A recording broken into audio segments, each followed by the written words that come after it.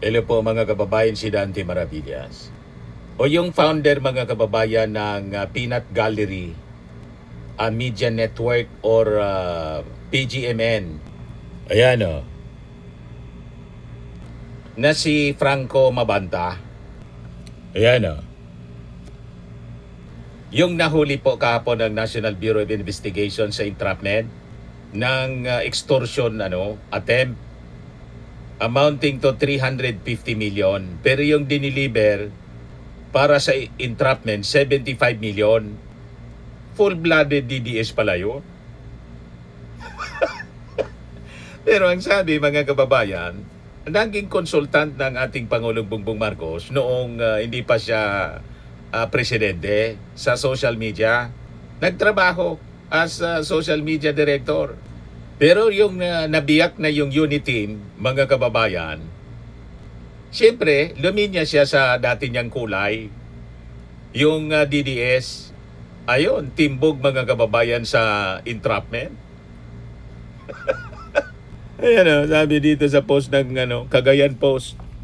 Franco Mabanta, CEO in whose digital media company PGMN is infested by rabid DDS influencers, was arrested by NBI for extortion. He was supposedly getting a maleta of cash as down payment for a 350 million demand. PGMN is destroyed. Whatever is left with their credibility, if they have any, is now reduced to zero. Ang lakas makapuna kay BBM na kurap, gawain naman pala nila. Good riddance, sabi ng Cagayan Post. Karma. Ngayon, dinidisown na ng nilaglag na ng mga DDS. Sabi ni Atty. Falsis, oh no, how sad DDS bloggers from Tixi Cruz page to Crisita Chu are disowning Franco Mabanta by saying he was PBBM social media guy back in 2018 and not a PR guy for Rodrigo Roa Duterte. Ganyan ang mga DDS nang iiwan. Sabi ni Melchor Vergara, the Duterte supporters characters stink like Dorian. Biglang dinisown mga kababayan. Malinaw mga kababayan na sumama sa kanila. Kasi talagang DDS itong si Franco Mabanta. Yan po, malinaw.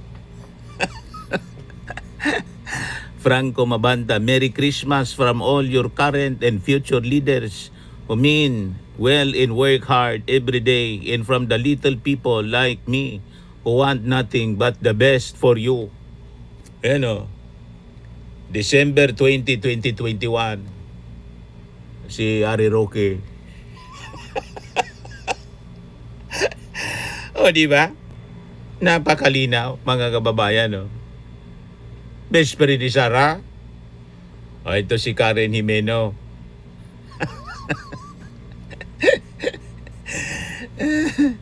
Merry Christmas, Franco Mabanta. Merry Christmas from all your current and future leaders who mean well and work hard every day. From the little people like me who want nothing but the best for you. Yeah? Malinaw. Post yan ni Franco Mabanta mismo. Malacanang Palace.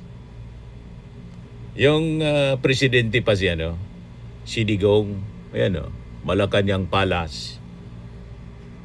Ngayon, dinidikit sa ating Pangulong Bongbong Marcos na social media director daw. Kinuha talaga. Kaya lang, nung siguro malata, dumistansya na yung ating Pangulo kasi ganun pala yung ugali niya. Grupo siya mga kababayan ng DDS vlogger. O ito yung atong Pangulong Bongbong Marcos. Anong taon ito? 2018 yata. Si Mocha. Sino nga ito? Si kakalimutan ng pangalan niyan. Si TP. Mga kababayan. Si Lisa Marcos. Si Trixie Cruz Angeles. Yung mga kilala natin. Si Lopez. Ito siya. Mga kababayan, si Franco Mabanta. Kaya sabi ni Benji Contreras, si Brother Benji, ito yung panahon nung natalo si PBBM sa Vice Presidential Election 2016-2019 na napapaligiran sila ni First Lady Lisa Marcos ng mga DDS vloggers ni Digong. So DDS vlogger pala talaga. Itong si Franco Mabanta, PGMN founder, na nahuli ng NBI sa entrapment operation dahil sa extortion activity, ay naging social media manager ni PBBM noong 2017 to 2018 man lang po. Noon, hindi pa inaaway ni Digong si PBBM kasi hindi pa man presidente. O di ba? Ayan report ng ng Politico News 2018 January 16, 2018. Bongbong Marcos taps Franco Mabanta as social media director. Ito yung pinapakalat, mga kababayan, ni Cathy Binag. Hindi DDS si Franco Mabanta. Magkasama na sila ni BBM since 2018. Gustong idikit sa ating Pangulo. Tama, kinuha siya, pero hindi siya nanatili ng matagal, mga kababayan. Malamang nakahalata si PBBM. Kaya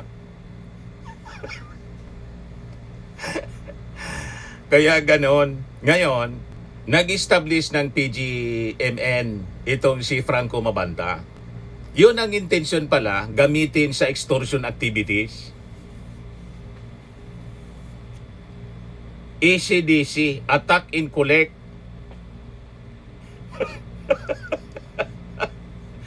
Yun ang intensyon pala, mga kababayan. At malinaw na DDS po, ito si Greco Belica nga, prinomote pa. January 24. Kailan ba to? January 24. Walang year kung anong taon. Basta January 24. Post ni Greco, isang DDS. Sabi niya, PGMN is the future of media because they are not afraid to be wild yet professional. That's why I accepted the invitation to join them. O kasama pala siya. I know Lian Leviste. He is a different cat who combines his dad's wild spirit with his mom's professionalism. He's a maverick and I know he can answer every issue thrown his way. Let's be clear, Lian did not take money from the government.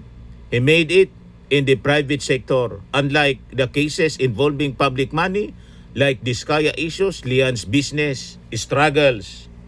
Talagang infested po ng mga DDS personalities yung PGMN kasi nga po pure-blooded DDS, mga kababayan, si Franco Mabanta, pati si Guanzon, may programa yata diyan sa PGMN. So alam na ninyo, mga kababayan, kung ano ang totoo. Kaya sabi ni Politiken, breaking news, Peanut Gallery Media network founder arrested. Agoy, sila pala ang tunay na may maleta. Waiting for other details, will be sharing it soon. Yan yung natimbog, mga kababayan, na recover na 2 maleta ng pera. Na-recover sa pangungutong. Kaya sabi ni Nan Macguarnes, mafia ng Davao, Tatak Duterte, no joke, no joke. Diba, mga kababayan? Ayan, post ito ni Mike Abi. Ayan, Mike Abi Opinions. Kayo ba talaga ito? Paano yan? Ayan, sabi rito. DDS vlogger Franco Mabanta nahulihan ng maleta na may mali ito, hindi 23 million. 75 million daw. Yung i-deliver na mark money para sa entrapment. You see? Ito siya, mga kababayan, iniharap sa press con kanina ng NBI, todo deny. Sir, related ba sa flood control yung video? Tungkol saan pa yung video, sir? We'll see. We're innocent. It's not true. I'm sorry. Innocent daw siya. Innocent. Completely. Completely. Sir, bakit tingin niyo po ay you were arrested if you are innocent naman po? You talk to my lawyer. Sir, it's not true. Social media. I haven't seen it. I don't have my phone. Ito, pababa. Sir, how about the video? Huling-huli po sa video. What about the investigations of the House, sir? Nagkagulo na yung media. What about the investigations done by the House? Do you claim that this is an attack on the press? From inquiry rito mga kababayan. Do you claim it? On record? I do. Tungkol saan po yung video, sir? We'll see. We're innocent. It's not true. Huling-huli po sa entrapment. Yan ang pera. Mark money siya mga kababayan. Anyway, so pag-usapan natin mga kababayan, yung pagkauso ngayon dahil sa social media, nauso po yung ACDC, attack in collect, defend in collect. Noon sa mainstream media, may mga ganyan din. Kahit dito sa amin, mga kababayan. Pero ngayon, nang mauso yung social media, tumindi lalo. Attack in collect, defend in collect. So mag-ingat po tayo sa mga kumakalat na mga independent social media network. Ngayong panahon ng digital world na nagpapakilala independent media network. Di ba? Astig, pakinggan, parang pinoproject nila walang kinikilingan. Puro katotohanan lang daw tulad ng sinasabi ni Grico Bellica referring to PGMN. Pero ang tanong, saan sila kumikita? Alam na ninyo kung saan sila kumikita? Sa totoong media mga kababayan kasi, may totoong pinagkukunan po ng pondo. Sana niya Mr. Maravillas. Ako, taga mainstream media ako. Kaya alam ko, sa mainstream media mga kababayan, mga television, newspapers, ang negosyo nila, advertisement. May mga subscribers sila, may opisina, may mga reporters at mga editor sila na sinisweldohan. Dumadaan sa proseso at verifikasyon bawat kwento. At saka may pangalan na pinangangalagaan. Ganon kami sa mainstream. Pero itong ibang mga digital networks, ay sabihin ko po sa inyo, kitang-kita naman po, walang ads, wala silang malinaw na negosyo. Pero makikita ninyo, tuloy-tuloy ang expose nila. Saan sila kumukuha ng pondo? Extortion. ACDC, attack in collect, defend in collect. Ngayon, trinay mga kababayan ng PGMN founder na si Franco Mabanta na kumita sa pamamagitan ng pag-extort ng 300 million pesos. Ayun, natimbog sa entrapment mga kababayan ng National Bureau of Investigation. So ano ang modus nila mga kababayan? Nababanatan ka ng sunod-sunod na mga post ng paninira, mga paratang, mga kwento, minsan walang matibay na ebidensya. Pansinin niyo mga kababayan, tayo iba tayo. Saan yung mga sources natin? Mainstream. Yun ang mga topic natin. Kung ano yung mga current events, ano yung mga releases mula sa mga agencies ng gobyerno, kung ano mga controversies na mula sa Congress, mula sa Senado, kung ano yung mga announcement mula sa Palasyo Malacanang na pwedeng pakinabangan ng mga mamamayang Filipino at saka sa mga ordinaryong mamamayan. Yun ang nilalabas natin. Hindi yung mga paninira, mga kung ano-anong gawa-gawang kwento, pagkatapos gagamitin pala ito para mam-blackmail. Yun ang pinasok mga kababayan ng PGMN. So ang nangyari, mga kababayan, palabas sila ng mga intriga, controversy, etc. Yun pala, gustong mag-negotiate. Saka lalapit, pag maingay na yung issue, sasabihin, ayusin natin na niya ito. Ang ibig sabihin nun, gusto niyang magpabayad. Magbayad ka, titigil yung banat. Ganon. Babaliktad pa yung tono, biglang may papuri. Nagkaayos na, pag ganyan.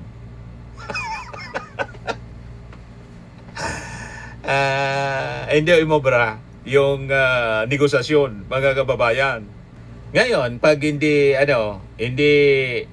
magbayad yung target ng ng tao, itutuloy niya yung pagbanat. Plus na pangingikil yung intensyon, mga kababayan. Blackmail. Kunwari yung ginagawa nila, mga expose. Pero ang totoo, pananakot para sila makapag-extort, para sila kumita. So, delikado po ang ganitong uri ng galawan, mga kababayan, sa dalawang dahilan. Una, niloloko nila yung publiko. So, hindi mo na alam kung alin yung totoong balita at kung alin yung may kapalit na bayad. Nawawala ang tiwala ng publiko, pati yung legit na media, mga kababayan, nadadamay. Pangalawa, binibiktima yung mga target. Kahit wala mang kasalanan, sinisiraan nila. Kasi yung intention pala mang-extort, mangikil. So pinipilit silang pumili. Lalaban ba o magbabayad para tumahimik yung issue? Yon ang nangyari dito, mga kababayan. So malinaw po, mga kababayan, ang totoong pamamahayag, ang totoong mamamahayag, hindi po nananakot. Ganun kami na mga legit. Hindi tayo nananakot. Nagkikwento lang tayo ng totoo. Hindi nakikipag-deal para baguhin lang yung kwento, yung balita. Ang trabaho namin, ilabas lang po ang katotohanan. Kahit sino pa yung tamaan, kahit malalaking tao pa, ganon, mga kababayan, ang legit na journalist. Kaya bilang mga mambabasa, dapat po tayo na maging mapanuri. Ang press freedom, mga kababayan, hindi diyan kasama yung extortion. Tama po? Ang journalism na totoo, mga kababayan, hindi nangingi ng 350 million.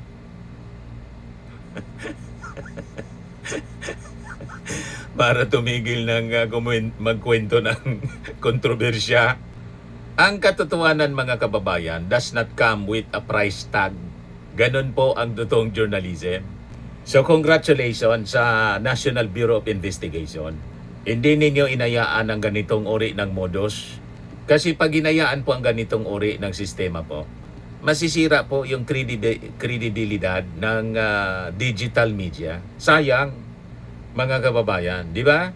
Mawawala ang tiwala, mga kababayan, ng mga tao sa tunay na journalism. At saka lalakas po yung industriya ng pananakot in blackmail. Tama po? Saka po, ang pinakamalala dito, yung katotohanan nagiging commodity. Binibili, binobura, binibenta. Maling-mali ang ganyan, mga kababayan, na sistema. Kaya gusto natin na bigyan ng commendation ng National Bureau of Investigation sa kanilang proactive action, sa ginawang entrapment operation, sa evidence-based arrest. So itong nangyari, mga kababayan, ay patunay na ang ating gobyerno hindi po takot sa media. Kasi po, ang tinatamaan dito, yung mga nagpapanggap, mapanglinlang na mga tao na nagpapakilalang media, yun pala extortionist. Yung intensyon ng pag-establish ng digital media para mag-extort. Di ba po? So malinaw po ang ginagawa ng ating gobyerno. Ang press freedom po, pinoproteksyonan. Pero yung extortion disguised as media, kailangan pong i-prosecute natin. Kasi yun ang sumisira sa mismong legit na media. Baka naman po may lumitaw na mga argumento, sabihin persecution ito at pagsikil sa freedom of the press. Tulad ng sinabi natin, ang press freedom po, hindi kasama dyan yung extortion, yung pangingikil. Tama? At baka may magsabing set up ito. Entrapment po, legal na operations na ginagawa ng ating mga authorities para yung mga extortionist po ay mahuli ng red-handed. That is normal.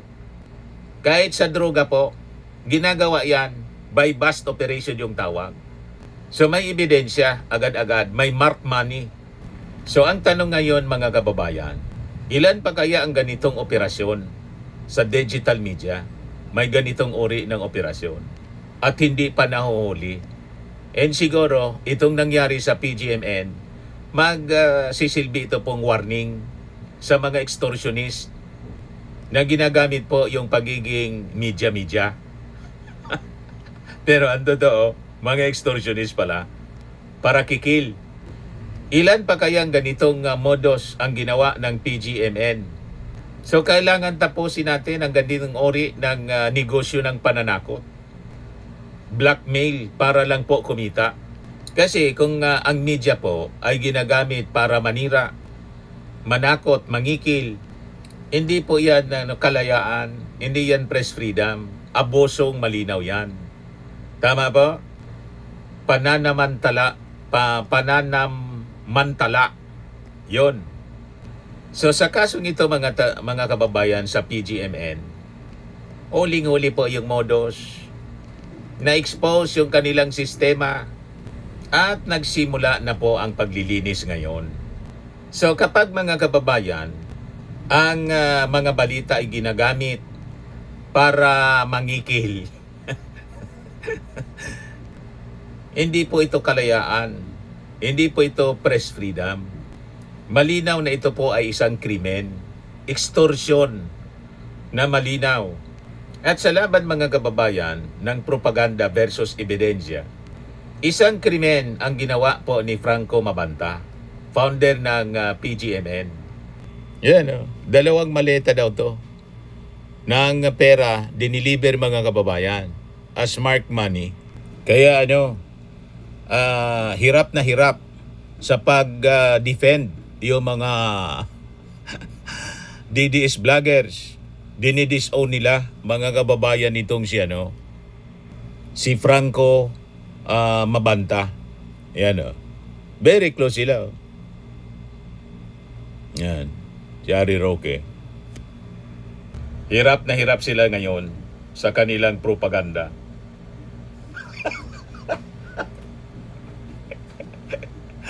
Na booking mga kababayan yung kanilang mga masasamang gawain. Pangungutong, pangingikil. Di ba? Ito yung report ng abogadonews.com, latest po, Abante Radio. NBI Franco Mabanta for others to face robbery extortion charges over alleged 300 million demand versus Martin. Sabi dito sa kwento ng abogadonews.com, a year ago, mababa lang yung amount, but through the representative of the complainant 2 weeks ago, it ballooned to 350 million. Meron pang mga usap-usap at ang final demand is take it or leave it 300 million until umabot tayo sa entrapment po kahapon. Sabi po ni Santiago, NBI agent. He said that if the first tranche was not settled by May 5, the first part of the video with damaging information was going to be released. The threat is pag hindi masettle ng yung dinidemand nila, May 5, ilalabas na yung part 1 ng video. The NBI said the entrapment operation took several hours because Mabanta allegedly did not want to receive the cash personally and told the representative to go to a place in Pasig where another person would pick up the money. Sindikato talaga po. The NBI agents were paid the person who accepted the money until it was delivered to another place. It was there that Mabanta and several others were arrested. The NBI Director Melvin Matibag said the investigation would continue because PGMN was allegedly involved. It will still be an ongoing investigation because it's the PGMN yung involved dito. So we will look into yung mga telepono and mga accounts, social media. There are several social media accounts that were mentioned and linked to PGMN. sabi po ni Matibag. He said the NBI will also check if there is conspiracy beyond the arrested individuals. Malamang may mga iba pang kasabwat. Malaki yan yung transaksyon, mga kababayan. Malamang may mga tao din itong si Mabanta sa social media circles, mga kababayan, na under payroll niya. Di ba, mga kababayan? Ito yung timeline, mga kababayan, ng entrapment base sa report ng NBI. Yan, sabi diyan, according to NBI, based on NBI account, on a meeting in Makati, undercover NBI agents met with Franco Mabanta in a hotel in Makati where the alleged extortion or illegal demand was consummated. Pangalawa, refused to accept allegedly refused to accept the money personally, saying there were too many CCTV cameras inside the hotel. Then pangatlo, he allegedly instructed the agents to bring the money to Valle Verde, Pasig, where his people accepted the money. Pangapat, surveillance and tailing yung ginawa immediately ng NBI agents. So hindi nila inarrest immediately. They conducted further surveillance, entailed Franco's people. Then money turned over to Franco. Agents followed the trail and saw Franco receiving the money from his people in another location. Then comes now the arrest after natanggapin yung pera. NBI agents arrested Franco Mabanta after getting his hands on the marked money. Yun ang nangyari, mga kababayan. Ngayon, kanina sa press con, tinanong si Yossi Castro. Sabi dito, asked if President Marcos Jr. knew social media personality Franco Mabanta, who was arrested by the NBI. Claire Castro showed photos of Mabanta with ex-President Rodrigo Duterte and his family and allies. Castro said, the better question would be if Mabanta knew Duterte. Ayan yung picture, mga kababayan. Malinaw. Ito si Mabanta, ito si Chucky. Malinaw kung anong grupo. Ayan, Franco Mabanta is with Mark Anthony Lopez. Ito si Senator. Yung doktorang napakasama ng ugali. Ito siya. Alam na kung sino yung grupo. Pakinggan natin si Yossi Castro kasi naitanong ito dito. Magandang hapon, Yusek. Baka may reaction po ang palasyo dun sa pagkaka-aresto kay Franco Mabanta, PGMN founder, kaugnay dito po sa extortion case sa dating speaker. Ang nais naman po ng Pangulo sa lahat ng pagkakataon, managot ang dapat na managot. Kung meron po silang dapat na panagutan, kung meron po silang ginawang krimen, dapat lamang po nilang itong panagutan. Pero definitely, kailangan po ng due process sa lahat ng bagay. Follow up po, kilala po ba siya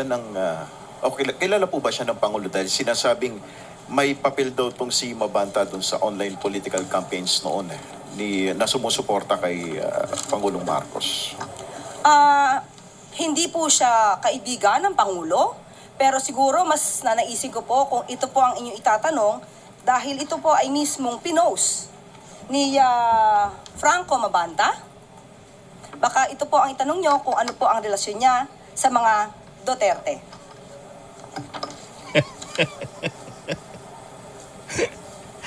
Di ba? Malinaw. Ito pa nga po si Harry Roque. Kasama pa si Harry Roque. Alams na. Quick follow-up sa inyo pong pagkakaalam, Yusek, ano po ang relasyon po kaya ni Mabanta sa mga Duterte? Ay, kayo po ang magtanong sa kanya. Lalong-lalo na po, marami naman po yata siyang na-feature sa kanya mga articles na halos ay kumakalaban sa administrasyon. Sunod na tanong mula kay Jervis Manahan, ABS-CBN. Basag na basag po yung mga propaganda ng mga DDS. Dinis-own. Malinaw po, nakasama nila, mga kababayan, at dumikit sa kanila. Dikit na dikit. Makikita mo doon sa sa kanilang mga post sa Peanut Gallery page. Puro anti-Marcos. Ayan man lang po, mga kababayan. Sa mga naghanap ng malinis and spacious fitness gym, pumunta lang po kayo sa aming Colossal Fitness Gym. We also offer Grab Car Rental with our brand new 2023 model ng Toyota Innova. We also accept booking for those who are planning to travel via PAL, Cebu Pacific, and other airline companies, local and international, and bills payment for Meralco Bills, PLDT, Aleco Bills, etc. Ang Colossal Fitness Gym is located at 3rd floor Security Bank Building, Landco Business Park, Legazpi City, Albay. For inquiries, look for Chilon Maravillas. Contact number 0966-802-0949. Yan yung aming Innova. Lagi na pong matao sa amin. Pati mga foreigners po, tingnan ninyo. Mga British tourists sila. Ang lalaki ng katawan mga kababayan, nag-gym sa amin. Ito naman po, international. Ito mga mga European sila. Ito naman yung bago naming product na binibenta online, Eye Glow Serum. Whitening po siya galing sa South Korea. Tingnan ninyo yung epekto sa aking anak na architect entrepreneur, Riz Maravillas. For inquiries, look for Riz Maravillas on FB. Ito naman po, Firmax Firming and Lifting Cream, pinapahid sa mga pulses in other affected area. Mainam po ito sa mga pains at paninigas na mga kasukasuan. Ito po, Automax Radiant Serum. Sa mukha naman yung application. Anti-aging po siya. You will look 10 years younger than your age. Ito naman po yung bagong product naming binibenta online. I am worldwide amazing pure organic barley powdered drink mix from Australia. Mainam po ito sa mga cancer patients. Tulad po nitong si Yoli Tan, ovarian cancer survivor. Sabi niya, in 2019, Yoli faced the fight of her life through surgery and harsh chemotherapy. I am worldwide amazing pure organic barley became her source of strength. It boosted her immune system where she needed it most. It gave her the energy to keep going. 100% organic po siya, immune system booster, trusted by survivors. Sa mga mahilig naman po sa mga imported bags and wallets, dumiretso na lang kayo kay Ma'am Eileen Rosales. Eileen Closet po, nakabase sa Amerika. Ito yung kanyang online selling po. Pwede kayong sa kanya. Mag-message sa kanya. Eileen Closet po. Every Sunday, 7 o'clock in the evening, Philippine time, nagla-live po siya.